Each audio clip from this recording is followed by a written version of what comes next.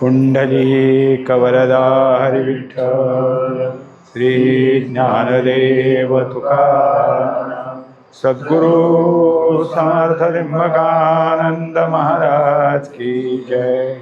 माऊली ज्ञानेश्वर महाराज की जय। जगद्गुरु तुकाराम महाराज की जय। श्री गुरुदेव दत्त। श्री तुकाराम महाराजांची गाथा पारायणप्रत। आज आपण 102 नंबरचा अभंग घेत आहोत। अभंग असा आहे, जोहार जी मायबाप जोहार, सारा साधावया आलो वेसकर, मागील पुढील करा झाडा, नाही तरी खोडा घालिती जी, फाकू नका रुजू झालिया वाचून, सांगा जी कोण धरती धन्या, आजी मायबाप करा तडा मोडी, उद्या कोण घडी राहे ना तो, उद्या कोण घडी राहे ना हो, तुका म्हणे काही न चले ते बोली, अखेर ते साली झाडा देती। अभंग 5 चरणाचा आहे। इथं जे रूपक केलं आहे ते रूपक आणि त्या रूपकातून तुकोबारायांना समजून द्यायचं आहे। या अभंगाला कूट अभंग असं म्हणायचं, कारण या अभंगाचं एकंदरीत मांडणी पाहिली तर सगळा अर्थ सहज जुळून येईल असं नसतं। त्या अभंगाच्या ठिकाणी सांगणं एक आहे आणि समजून देण्याचा प्रकार वेगळा, याला कूट अभंग म्हणायचं। पहिल्या चरणात काय सांगतात तर जोहार जी मायबाप जोहार, म्हणजे हा एक नमस्काराचा प्रकार आहे की जोहार, जोहार म्हणजे जसं राम राम नमस्कार असे जे शब्द आपण म्हणतो तसं। तर जोहार म्हणण्याची पद्धत काय आहे तर ज्यांना आपण जोहार मानणार आहे ते श्रेष्ठ आहेत आणि त्यांच्या पुढं आपण हे बोलत आहोत। जसं जे काही घराणे असतात की ज्या घराण्यामध्ये सगळे काय आहेत तर वरिष्ठ आहेत, वरिष्ठ याचा अर्थ कुळ चांगलं येते, आणि अशी कुलवान घराणं जे असतं त्या कुलवान घराण्यामध्ये असणारी सून सासऱ्याने हाक मारलं तर ओ म्हणत नाही, जी म्हणते। तिला हाक मारलं तर ते काय म्हणते असते, जी।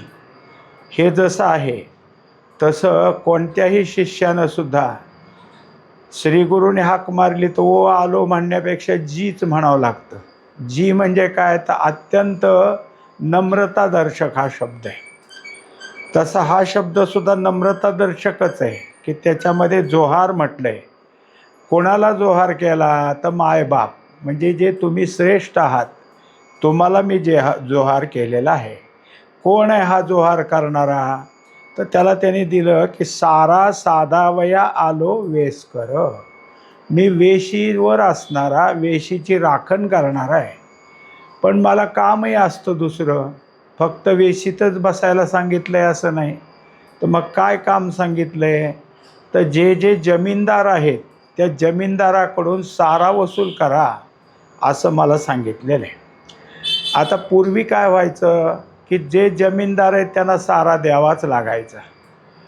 किती सारा बसल ते त्यावेळेसच पीक पाणी बघून, पाऊस पाणी बघून ठरायचा किती आहे सारा, किती म्हणजे जमिनीवर कोणत्या सारा किती बसतो, कारण सगळ्या जमिनी सारख्या प्रतीच्या नाहीत।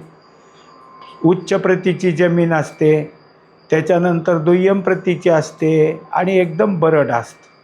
मग ह्यांच्या सगळ्याच्यासाठी सारा ठरतो।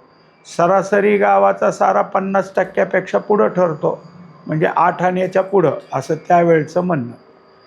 आणि जर पाऊस काळ वगैरे नसेल, दुष्काळाची वेळ असेल तर मग 4 आणे 5 आणे असं सारा ठरतो।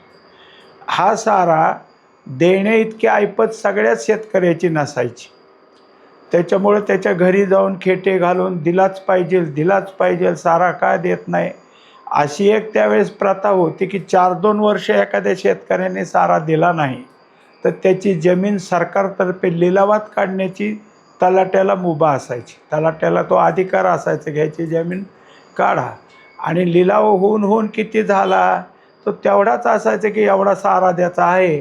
त्या साऱ्याची वसुली झाली, जमीन दुसऱ्याला गेली.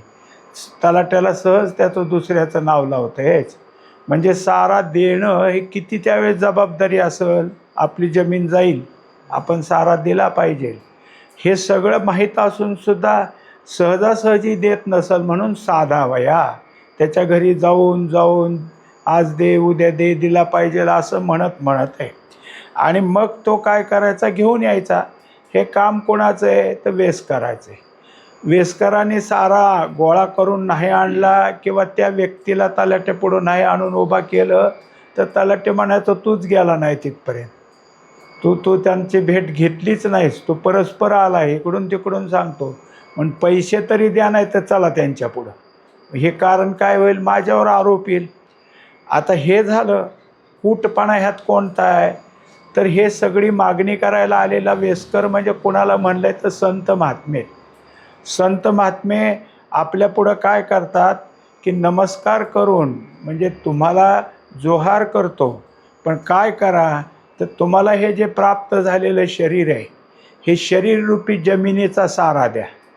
म्हणजे जे आलेलं शरीर आहे त्या शरीरातून भगवंताने दिलेल्या शरीराचा काहीतरी काय आहे भगवंत नामाला उपयोग करा.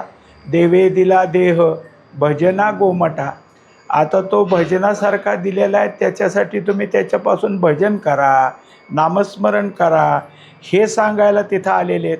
आता ते साधावया म्हणजे तुमच्याकडून ते करून घ्यायचं आहे. जसं एकनाथ महाराजांच्या हरिपाठामध्ये की करा रे बापानो साधन हरीचे जणी करणीचे नका करू. मग तुम्हाला सांगितलं की साधन करा. कसं म्हणले मग, करा रे बापानो म्हणजे श्रेष्ठत्व दिले, तुम्हीच मोठे आहात, पण तुम्ही काय करा, नामस्मरण घ्या. मग हे परत परत संत महात्मे सांगतात की नाम घ्या नाम घ्या. या सगळ्या गोष्टी परत करायला सांगणं म्हणजे साधावया. तुमच्याकडून परमार्थ करून घ्यायचा आहे. याच्याकरता हे काय करतात तर तुमच्याकडं आलेत.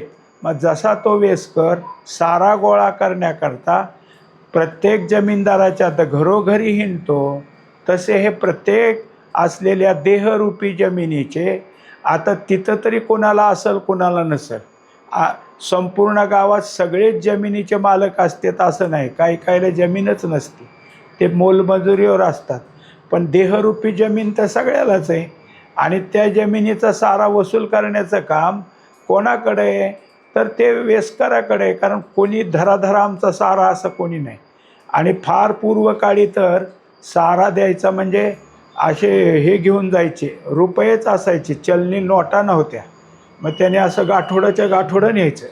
आणि असं सांगतात फार जुन्या काळी तर ते निस्ता तलाठी बसायचा नाही, शेजारी सोनार बसायचा, हे रुपया खरा आहे का खोटा आहे त्यांनी सांगायचं. आणि एक दगड ठेवलेला असतं त्याच्यावर तो रुपया आपटायचा, त्याचा खनकन आवाज आला म्हणजे घे मोजायला. हे सगळं काय आहे, त्यात खोटे रुपये निघाले की सोनाराला भरावं लागायचे. हे सगळं काय त्यावेळची एक प्रथा होती. आता त्या प्रथेला धरून तुकोबारायाने हा अभंग लिहिला आहे. या रूपकात काय पाहिलं आपण, कूट कसं आहे तर वेस्कर कोण झाला, संत महात्मे. कोणाकडून सारा वसूल करायला आलेत तर देहरूपी जमीनदाराकडून. आणि त्यांच्याकडून तो सारा वसूल करणं हे त्यांनी अत्यंत काय केले की पुन्हा पुन्हा जाऊन करायला सुरुवात केली. दुसऱ्या चरणामध्ये सांगतात मागील पुढील करा झाडा. आता सांगितलं काय की तुम्ही मागचा सुद्धा सारा तुमचा राहिला आहे, ह्या वेळचा राहिला आहे, कदाचित पुढच्या वर्षीचा का होईना पण द्या. म्हणजे मागचा द्या, चालू द्या आणि पुढचाही द्या. तुम्ही एकंदरीत काय सारा चुकवू नका. त्याच्याकरता काय मागील पुढील म्हणजे मागचा आणि पुढचा करा झाडा. जे काय असेल ते त्याचं तुम्ही काय करा, सगळा पूर्ण द्या. झाडा करा म्हणजे काय करा, पूर्ण द्या. मग आता इथं संत महात्मे काय सांगतात तर तुम्हाला जे काही संचित प्राप्त झाले त्या संचिताप्रमाणे तुम्हाला देह प्राप्त झाला आहे. आता एक करा की संचित आणि क्रियमान हे दोघेही झाडून टाका, संचितही ठेवू नका आणि क्रियमालाला पुढे येऊ देऊ नका. तरच तुम्ही ह्या देहरूपी जमिनीच्या संपूर्ण ह्याच्यातून बाजूला व्हाल. एरवी नाही. तेव्हा त्याच्याकरता काय आहे की तुम्ही हे सगळं करा. मग हे करण्याकरता काय करावं लागेल? तर भगवंताचंच नाम घ्यावं लागेल. भगवंताच्या नामाशिवाय संचित आणि क्रियमान दोघंही जळणार नाही. दोघंही नष्ट व्हायचे असलं तर त्याला एक नामच आहे. आणि मग मात्र पुढं ताकीद दिली. काय ताकीद दिली? नाही तरी खोडा घालती जी. जर तुम्ही हा दिला नाही सारा, आता पहिल्यांदा काय पाहायचं? अभंगाचा भाग पाहायचा. सारा दिला नाही तर तुम्हाला काय करतील? खोड्यात घालतील. खोडा घालणं म्हणजे शिक्षा होईल. आणि इकडं काय रूपकात आले की जर तुम्ही हे संचित क्रियमान जाळून टाकून मोकळा झाला नाही तर मात्र परत तुम्हाला जन्ममरणाच्या खोड्यात गुंतावं लागेल. परत जन्ममरण तुमच्या पुढं काय आहे की येईल आणि तेच तुम्हाला भोगावं लागेल. त्या सापळ्यात तुम्हाला अडकावं लागेल. खोडा म्हणजे काय? सापळा. शिक्षेचा एक असलेला नमुना. मग आता तो नमुना जसा तिकडे सारा न देणाराची जमीन तरी घेतली जाते, नाही तर त्याला शिक्षा दिली जाते, तसं इथं काय सांगितलं की हे देहरूपी याच्यातलं तुम्ही जर सारा काय आहे तर तुमच्या देहाला दिलेलं परमार्थाचं काम हे जर तुम्ही केलं नाही तर तुम्हाला जन्ममरणामध्ये परत गुंतावं लागेल. फाकू नका रुजू झालिया वाचून. आता त्याच्यानंतर सांगितलं काय आहे की कुठं चुकवून जाऊ नका. म्हणजे आता काय असतं कधी कधी ह्या घरी आलाय त्या घरी आलाय, वेस्कर ह्या दारात येतो सांगतोय, असं लांबून पाहिलं म्हणजे घरातनं पळून जायचं. मग हे घरातल्या माणसांना माहिती कुठे गेलेत कुणास ठाऊक, आम्हाला माहीतच नाही, सकाळपासून कुठे गेलेत माहीत नाही. म्हणजे ह्याने काय करायचं? लपून बसायचं, तोंड दाखवायचं नाही. त्याच्याकरता त्याने सांगितलं की फाकू नका रुजू झाल्या वाचून. तुम्ही असं काही करू नका, तुम्हाला हजरच व्हावं लागेल. म्हणून मग जे काही असेल त्याच्याकरता तुम्हाला उभं राहायचं आहे, हजर राहायचं आहे. ते कुठं? तर ते राहायचं आहे ते असलेल्या परमात्म्यासमोरच. मग परमात्म्याजवळ राहायचं म्हणजे कुठं राहायचं? तर नामस्मरणाला एका ठिकाणी स्थिर व्हायचं. जसं तुकोबारायन सांगितलं, नाम कसं घ्यावं लागतं? ठाईचं बैसोनी करा एक चित्त, आवडी अनंत आळवावा. हे झालं काय आहे? भगवंताच्या समोरचंच झालं. कारण तुम्ही एका जाग्याला बसून चित्त शांत केलं म्हणजे शांत चित्तात परमात्माच जवळ असतो. तसं तुम्ही हे सगळं करण्याकरता त्यांच्या समोर उभा राहा. त्यांच्या समोर झाल्या वाचून तुम्हाला हे नाही. त्याच्याकरता सांगाजी कोण धरती धन्या. आता जर कोणी तिथं गेलं नाही तर मग काय होईल? मग जे जे काय असेल तिथं जा. आणि दुसरी गोष्ट आहे की तुम्हाला काय अडचण येत असेल त्याच्याकरता आता ह्या चरणात सांगितलं की सांगाजी कोण धरती धन्या. तुमचं हे सगळं करण्याकरता हजर होण्यास अडचण काय? एखादा म्हणला अहो येणारच होतो, तुमच्याचसमोर उभा राहायचो होतो, पण त्या अमक्याने मला अडवलं, मला धरून बसवलं, मला येऊ दिलं नाही. मग त्याच्याकरता तुम्हाला असं कोण करतं, कोण धरतं? तुम्हाला येऊन सांगा धन्याला. मग आता हे काय केलं तर तुम्हाला कशाचे प्रतिबंध होतात? नाम घेण्यात, नामस्मरणामध्ये प्रतिबंध कशाचे होतात? याचाच अर्थ असा की तुम्ही तुमच्या धन्याला म्हणजे स्वामीला गाऱ्हाणं सांगा, आमची काय अडचण आहे. जसं नामदेव महाराजाच्या एका अभंगात आहे की अमृताहुनी गोड नाम तुझे देवा, मन माझे केशवा काबाने ग. म्हणजे इतकं सगळं तुझं नाम गोड आहे पण माझं मन का तिकडं वळत नाही? माझ्या मनाला हे नाम घ्यावं असं का वाटत नाही? मग माझ्या मनासाठी मी काय करू? हे गाऱ्हाणं कोणाला केलं आहे? देवालाच केलं आहे का नाही? अमृताहुनी गोड नाम तुझे देवा, तुझं नाव असं आहे. मग आता मी काय करू सांग? सांगा पंढरी राया काय करू यासी, सांग पंढरी राया काय करू यासी. आता हे गाऱ्हाण आहे. तसं इथं सांगितलं की सांगाजी कोण धरती धन्या. तुम्हाला त्यांच्या पुढे येण्याकरता म्हणजेच भगवंतापुढं जाण्याकरता अर्थात नामस्मरण घेण्याकरता कोणती अडचण येते, कोणते प्रतिबंध येतात हे सगळं काय करा, तुम्हीच त्यांना सांगा. त्या धन्यापुढं जाऊन तुम्हीच सांगा, तरच तुमच्या ठिकाणी काय आहे हे सगळं पूर्ण होईल. पुढं दाखवलं म्हणजे आता 4थ्या चरणात, आजी मायबाप करा तडामोडी. आता वर जसं म्हणलं होतं का नाही, जोहार मायबाप, तसं इथंही तेच म्हटलेलं आहे. इथंही ते सांगतात की तुम्ही जे काही आहात ह्या सगळ्यामध्ये आत्तापर्यंत तुम्ही काय केलं आहे, तर काही केलं नाही. वर जसं म्हणलं ना की मागील पुढील करा झाडा, आता इथं सांगायचं की ताडातोडी. कशाची करायची ताडातोडी, तर तुम्हाला देह अभिमान आहे, तुमच्या ठिकाणी इंद्रिय अभिमान आहे, तुम्हाला मनाचा अभिमान आहे, तुमच्या ठिकाणी काय बुद्धीचा अभिमान आहे, आणि हे सगळे तुमचे काय आहेत की गुंतवणारेच आहेत. आता ह्यांना सगळ्यांच्या खोडी मोडा. देहभाव सगळा काढून टाकून देह कुठं समर्पित करा, भगवंताच्या नामापुढं. इंद्रिय कुठं समर्पित करा, भगवंताच्या नामापुढं. मन कुठं एकरूप करा, भगवंताच्याच नामापुढं. बुद्धी ह्या सगळ्याला म्हणायचं तडामोडी. तुम्ही हे सगळ्याची तडामोडी करा. आता एकही असं राहू देऊ नका. हे सगळे जर राहिले, धन्याच्या पुढं न येता राहिले, तर कुठं गुंततील, हे सगळे प्रपंचात गुंततील आणि प्रपंचाचाच सगळा उलामाला करतील. काय असेल ते त्यांचे तिकडंच आहे. म्हणून त्या सगळ्यांना इकडं आणा. त्याला सांगितलं ही जी काय आहे तडामोडी. आता त्याला आपण काय म्हणायचं, तर यांना इकडं आणण्याची तडजोड करा. हे सगळे जर तुम्हाला आणता आले तर बरं. आणि हे येणं म्हणजे या सगळ्याला परमार्थात अनुकूल करून घेणं हा परमार्थ असतो, हा अभ्यास आहे. सहजासहजी ही गोष्ट कुठे, सहजच आपली देहभाव कमी झाला आणि लगेच ब्रह्मभाव जागा झाला असं होतं का? इंद्रिय इकडेच वळली असं होतं का? काही नाही. मग सगळ्याला वळवायचं हे करता आलं पाहिजे. एकाने काय केलं, नवीन घोडा आणला. आता तो लहान स्वरूपात होतं, अजून त्याला काय आहे की त्याचं वय झालं नव्हतं, म्हणजे घोड्याचं पिल्लू शिंगरू असल्यासारखंच. पण आता त्याला पाठीचं करायचं, काय करावं, त्याला आता बसायचं वर पाय टाकायचं म्हणलं की ती दुसरीकडे हटायचं, काही केलं की दुसरीकडे हटायचं. आता ह्याला कसं काय करावं, आणि त्याला सवयच लागली. ह्याने नेऊन बसायला लागला की ते बाजूला सरकायचंच, ते काय बसू देत नव्हतं आणि हे म्हणायचं मी बसल्याशिवाय राहणार नाही. शेवटी काय करायचं त्याने ठरवलं आणि चांगलं मऊ रान बघितलं, तिथं नेलं त्याला.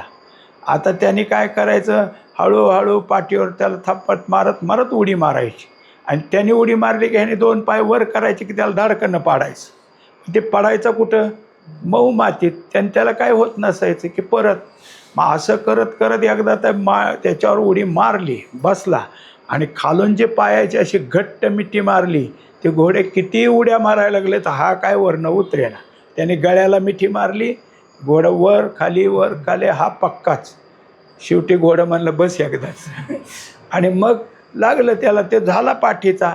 मग हा कसा होता, तर पाठाळ करिता न साहे वारा, इतकं होतं वाईट.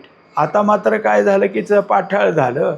तसं आहे, इंद्रिय तुमचे ऐकणार नाहीत, बुद्धी ऐकणार नाही, मन ऐकणार नाही. पण तिच्यावर स्वार होणं म्हणजे काय होईल, तर तुम्ही ह्याची तडजोड कराल.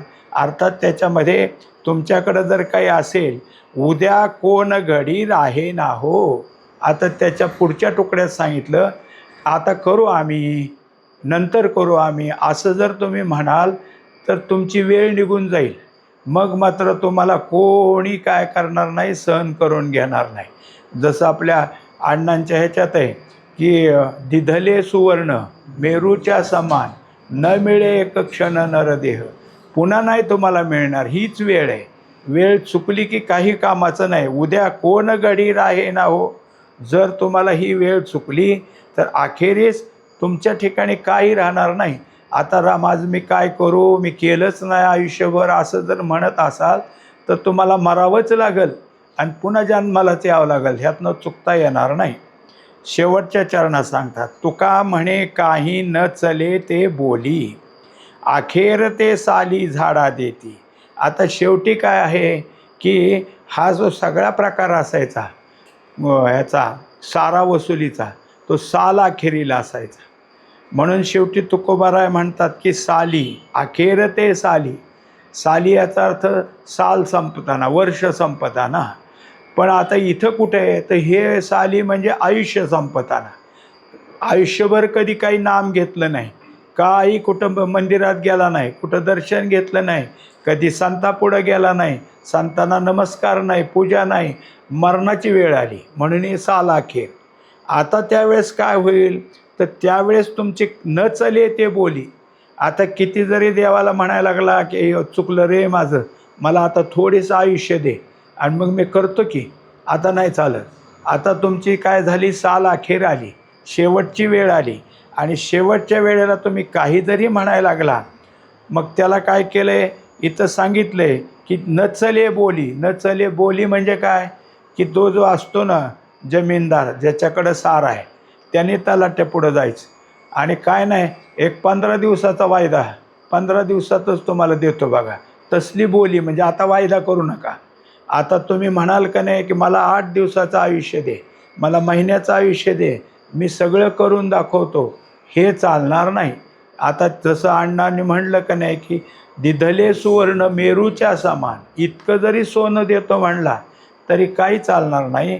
असं सगळं जे आहे ते तुम्हाला पूर्ण करावं लागेल. वास्तविक अभंग काय आहे तर वरकरणी. आपल्याला माहीत आहे की सारा मागायला येणारा वेस्कर, सारा वसुली, साऱ्याचं सगळं पूर्ण करणं हे जशी काम आहेत. पण हे झालं वर. आणि समजून काय दिलं आहे तर समजून सगळ्या प्रकारचा परमार्थ दिला आहे. म्हणजे याला म्हणायचं कूट अभंग. वर पाहिलं तर या प्रकारच्या अभंगात असं काही भरलं आहे हे सहजासहजी कळतच नाही. हे समजून घेऊन लक्षपूर्वक पाहिलं तरच या अभंगात नेमकं काय शिकवलं आहे तेच कळतं. म्हणून अशा अभंगाला कूट अभंग म्हणतात. आता हा कूट अभंग जसं दिला आहे, आता त्याच्यानंतर आपण पुढचा अभंग बघू. पुढचा अभंग आहे 103 नंबरचा. येऊ द्या जी काही वेस्करास, आतून बाहेर ओजेचा घास, जो यावे तो हातीचा रिता नाही, जो यावे तो हातीचा रिता नाही, कधीतरी द्यावे घ्यावे, तुका म्हणे उद्या लावीन मनेरा, जे हे दारोदारा भोवती फिरा. आता हा अभंगसुद्धा तसाच कूट अभंगच आहे. या अभंगातसुद्धा रूपक करताना पुन्हा पुढं घेतलं आहे तो वेस्करच आहे. वेस्कर ह्या शब्दाचा अर्थ आता आपल्याला माहीत झालेला आहे. वेस्कर म्हणजे कोण, तो जो सगळं काय आहे गावातल्या वेशीपासून ते आज जे जे सांगत असतील ती कामं, शासकीय कामंसुद्धा त्यावेळेस त्यांना करावी लागायची असे ते. आणि मग काय करायचं त्यांनी, दिवसभर जर सगळ्या गावाच्या कामातच गुंतलं तर मग त्याने घर कसं चालवायचं, तर त्याच्याकरता त्याला प्रत्येक दारामध्ये जाऊन संध्याकाळी भाकरी मागावं लागायची. तो प्रत्येकाच्या दारात जाऊन वेस्कराला भाकरी द्यावं म्हणायचा. ज्याच्या दारात गेलं की त्याने आपलं चतकोर तुकडा, अर्धे तुकडा काहीतरी त्याच्या पाठीत टाकायचा आणि ते सगळं त्याने आपलं संध्याकाळी गोळा करायचं. दुसरा दिवस सगळा किंवा तो दिवस सगळ्या आपल्या कुटुंबाचं जेवण त्याच्यात व्हायचं. म्हणजे त्याला आता बाहेर कुठंतरी कामाला जावं आणि मग त्याला काय मिळावं असं काय नसायचं. आणि ज्यावेळेस त्याच्यामध्ये त्याला भाकरी मिळायची, ते त्याच्यामध्ये भाकरी तर मिळायचीच, पण एखाद्याच्या घरी धपाटं केलं असलं तर त्याचा तुकडा असायचा, एखाद्याच्यात पुरणाची पोळी केली असली तर त्याचा तुकडा. म्हणजे नाना प्रकार त्यात यायचे आणि त्याच्यावर त्याचं जीवन चालायचं. आता तसंच केलं की येऊ द्या जी काही वेस्करास. आता हा वेस्कर कोण आहे इथं, मागच्या याच्यामध्ये आपण पाहून घेतलं की असे जे काही आहेत ते. पण इथं नामस्मरण करणारे कोण आहेत तर संत महात्मेच आहेत. पण त्या नामस्मरण करताना संत महात्म्याने काय केलं तर हा वेस्कर म्हणजे यमदूत आहे. हा यमदूत तुमच्या दारात येईल आणि तुम्हाला काहीतरी मागेल. म्हणून तुम्ही एक करा की आतून बाहेर ओझेचा घास. ओझेचा म्हणजे काहीतरी चांगला, आवडीचा, काही चांगलं असणारा असा घास तुम्ही आम्हाला द्या. म्हणजे तो जो काही गोड घास आहे, काही जे असेल ते. आता हे सगळं देणं कुणाला असायचं तर जो कोणी असेल त्याच्या दारात. अर्थात या रूपकात काय करायचं आहे, तर यमदूत तुमच्या दारात येईल आणि तुम्ही जर नामस्मरण घेत असाल, संतपूजा करत असाल, संतांचं असलेलं साधन करत असाल, तर तो ओझेचा घास झाला. मग मात्र यमदूत आला. तुम्हाला पाहावं लागेल की ह्याला न्यायचं का न न्यायचं. ह्याच्याकडून तर सगळं असं मिळाले. म्हणजे ज्या घरी त्या वेस्कराला अत्यंत काय आहे की त्याला पाहिजे तसं दिलं जायचं. तो म्हणला मला आज पुरणाची पोळी, म्हणले केली आम्ही, धर. आम्ही अमकं केलं आहे, धर. मग तोच म्हणायचा उद्या मला अमकं द्याल का. मग ह्याने करायचं आणि द्यायचं. असा जर एखादं घर असेल की त्या वेस्कराच्या आवडीची सगळी गोष्ट मिळते, तो त्यांची कामं नाही का सहज करायचा. त्यांना कशाला अडचण करेल. कारण काय व्हायचं, तो जर दारात आला तर वेस्कर दारात उभा राहायला हे अपमानित असायचं. ह्याने काय केले, ह्याला का बोलावून आलं, ह्याच्या घरी काहीतरी झालं आहे, त्याच्या वेस्कर आला का दारात, हे सगळं व्हायचं. पण जर काही असलं तर हा गपचूप सांगायचा, तुमचं अमकं काम आहे, मी येत नाही पण तुम्हीच या. त्यामुळं सहज व्हायचं. आता हे झालं तर तुम्ही जर असं केलं तर तुम्हाला यमदूत कशाला येतोय बोलवायला. मग काय करा, आतून बाहेर ओझेचा घास, काही गोडधडाचा मला आम्हाला आणून द्या. जो यावे तो हातीची रीता नाही. आता झालं, त्याच्यात काय केलं की त्यांनी सांगितलं. यमदूत म्हणले अहो असं कुठंच काही नाही, आम्ही जिथं जिथं जाईल तिथं वेगळं. आता वेस्कर जो काही मागणी करतो त्याचं एक रूपक सांगितलं अगोदर. मग कूट काय ते आपण पाहू. काय केलं की त्या वेस्करानं दारात मागणी केली, तर प्रत्येक वेळेस एक भाकरीची किंवा चतकोर तुकडा देणं हे सुद्धा नको नको व्हायचं. तेव्हा असायचंच किती घरात, त्यात सगळ्या घराला पुरा एवढं, त्यातली चतकोर ह्याला गेल्यानंतर काय उरणार. त्यांनी काय करायचं घरातल्याने, अरे हात रिकामा नाही, तुला वाढलं असतं पण आमचा हात रिकामा नाही, आम्ही गुंतलोय.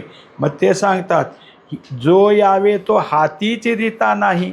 हात रिकामा नाहीच म्हणतात सगळेजण. कुठं जावं, काही मागायला गेलं तर नाही. म्हणजे एकंदरीत त्याच्या घरातल्या 4 माणसाला पुरल एवढं जर मिळायचं असेल तर हे कुणीच हात रिकामा नाही म्हणून देत नसतील तर ह्याचं घर कसं भागायचं. तिथंच हे दाखवलं की यमदूत सांगतात असं काही कुठं बघायला मिळेनाच. प्रत्येक ठिकाणी हरिनाम, दुसरं काही वाचन, दुसरं काही अभ्यास काहीच नाही. आम्हाला कुठं सवड हेच म्हणतात. आम्हाला सवड असते तर आम्ही नसतं का केलं, असे म्हणणारे सगळीकडे आले. कधीतरी काही द्यावे घ्यावे. मग ते सांगतात अहो कधीच नाही, हात रिकामा नाही, हात रिकाम नाही म्हणता, कधीतरी करा ना काहीतरी. मग त्याच्याकरता कधीतरी हरिनाम घ्या, कधी दानधर्म करा, काहीतरी पुण्याची गोष्ट केली तरच यमदूत तुमच्या दारात यायचा नाही. पुण्यवानाच्या ठिकाणी यम येत नाही. पुण्यवानाच्या ठिकाणी कोण येईल, तर जे काही विष्णू लोकाला जाणार आहेत, कैलास लोकाला जाणार आहेत ते येतील. यमलोक कशाला तिथे येईल. मग ज्यांनी काही दिलं घेतलं तर. आता तसं नसेल तर शेवटच्या चरणात सांगतात तुका म्हणे उद्या लावीन मनेरा. आता असं सांगितलं की तुम्ही जर हे काही करत नसाल, तुम्हाला जर काही द्यायला जमत नसेल, तर तुमचा हा जो काही देहरूपी गाव आहे त्याच्या ठिकाणी जे काही मनरूपी दरवाजा आहे ते मी बंद करून टाकेन. म्हणजे मनाच्या ठिकाणी जे काही तुम्हाला हे करावं वाटतं ते करावं वाटतं किंवा देण्या घेण्याकरता लपून बसता, आता तुमचं मनच मी बंद करील. जर मन बंद करून टाकलं तर तुम्हाला काय करावं लागेल, दुसरं काहीच नाही. मनाच्या ठिकाणी पालट झाला आणि मनानं नामाकडं ओढ घेतली तर आहे.